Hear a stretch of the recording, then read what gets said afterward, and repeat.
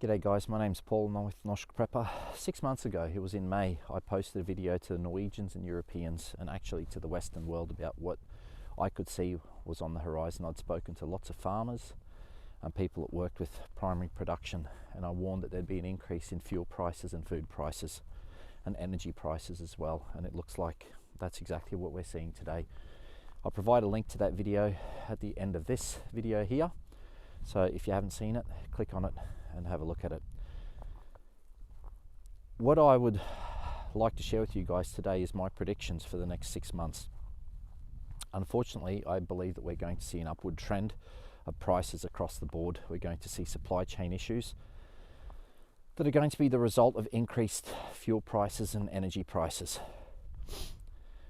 This will likely result in a spiral of inflation. We're going to see defaults on home loans, car loans. We're going to see people struggling. For the first time in my life in Norway, I've seen people posting on Finn, which is like our Gumtree or our private advertising page in Norway, that people need help for Christmas because they can't even afford food. I'm not that badly well off. My wife and I both work, and yet our house is heated at 15.5 degrees Celsius inside, and we only boost up the heat with the fireplace when we have to because the energy price is so expensive. We sleep under doona and wool blankets to keep warm at night because it costs too much to heat the house. I'm not the only one. There are people far worse off than I am that are doing it really, really hard. So things really aren't looking good.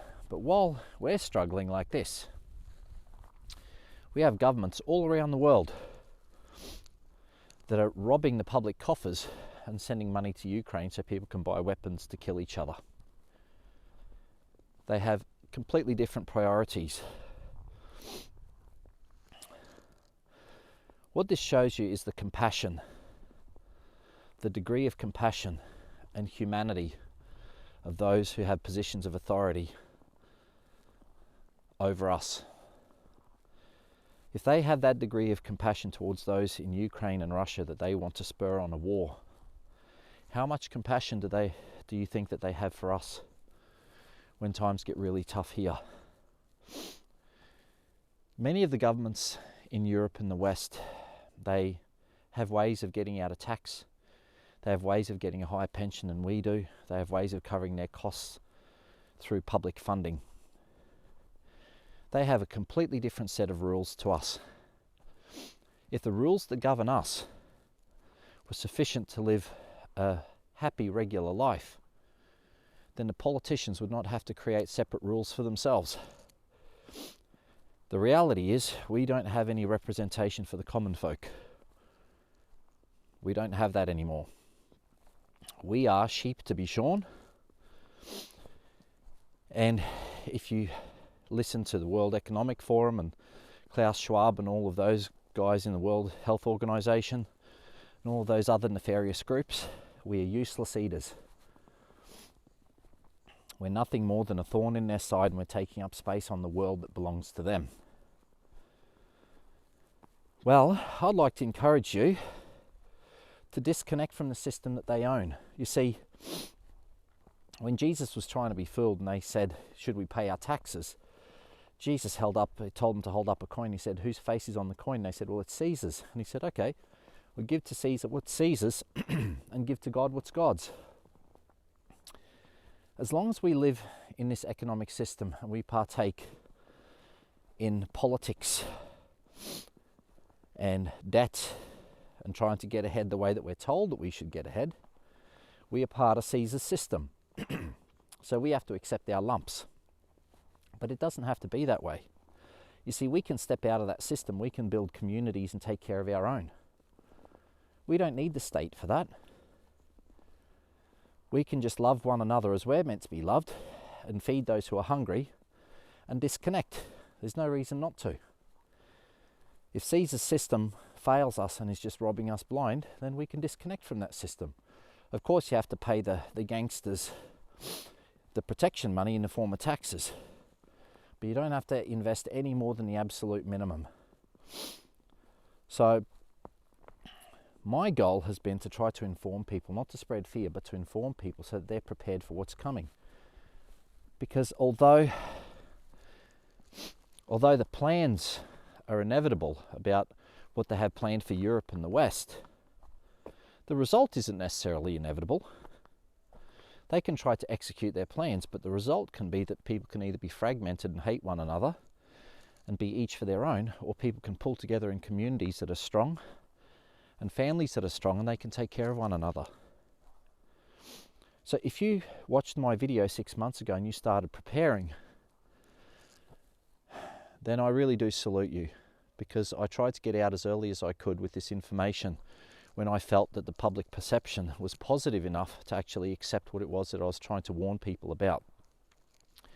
So I'd like to encourage every person who is listening to this and watching this video to continue. If you haven't started, folks, we don't have much time. The accessibility to food is decreasing by the week. Foodstuffs are getting harder and harder to find. Farming implements for just doing gardening is getting harder and harder to find. I've warned many people that when this war on meat and milk and wheat happens, they're going to want to force us to eat bugs. I've already said that this is their plan. This means that generic equipment for raising chickens is going to become extremely expensive. Trying to get your hands on chickens is going to become extremely expensive. This is the way it is when it comes to supply and demand. Guys, get in early. This Christmas, instead of getting drunk and fighting with your family, sit down and make a plan and say, right, what does our budget look like? Where are we spending most of our money? Okay, it's electricity, it's food. Which of these things here can we live without, and which of these things can we find an alternative to so we can grow our own food?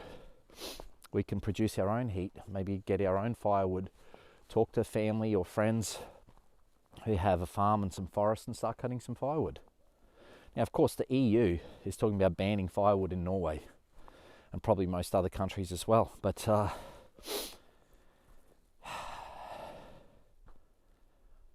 a Christian, so I won't swear.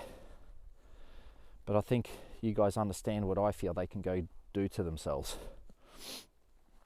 We need to get by, we need to take care of one another, and we need to get back to our roots and back to basics. We need to switch off from the mainstream media narrative, and we need to start collecting information that allows us to do something. With the Norsk Prepper channel, I've tried to be very practical and provide people with very direct recommendations on how people can get ahead and how people can prepare. Interestingly enough, when I share information that is about current world events and has far less to do with how you can actually act to do something to help yourself, I get far fewer views. People are far more interested in fear than they are in practical information, because practical information requires you to actually act and do something. If this is you, if you're one of those people who subscribe to lots of YouTube channels where you're just collecting news all the time but you're not acting on it, I'm not saying this to make you feel bad. I'm saying this to say that you still have some time left to turn this ship around and actually do something that's going to help you and your family, instead of wasting your time watching these videos that are peddling fear. We've all done it, but now we don't have a moment to lose. Folks, we're living in the days of Noah. And whenever I tell people that we're living in the days of Noah, because Jesus said that would be the sign of the age of his coming, they look around and they say, oh yes, that's because we're living in evil times and we've got people that are doing the wrong thing. Yes, this is true. But in the days of Noah, there was also Noah. Noah lived in the days of Noah, and he was preparing. He was building his ark, and he was looking for good people to put on that ark, and he was collecting his supplies. And folks, that's what we should be doing. We should be wise, we should be prudent, we should be redeeming the days while we're still able to work. So folks, start buying your bulk foods now. Start getting your diesel now. Start getting your affairs in order with your family, friends and farmers. I have a whole range of videos that you can watch, and they'll help you to get started with prepping. I'll provide the link to my Facebook group in the description. You can join that Facebook group as well. You'll find a whole lot of useful information there. You can contact me directly and I'll help where I can. Guys, Don't fear the future, just prepare for it. I hope you enjoyed the video. If you're not subscribed, please subscribe, click the notification button and leave us a comment. Good luck to everyone, and if this is the last video that you see before Christmas, have a Merry Christmas, folks. Enjoy the time with your families and enjoy the time of plenty that we still have. All right, guys, this is Paul from Norsk Prepper, over and out.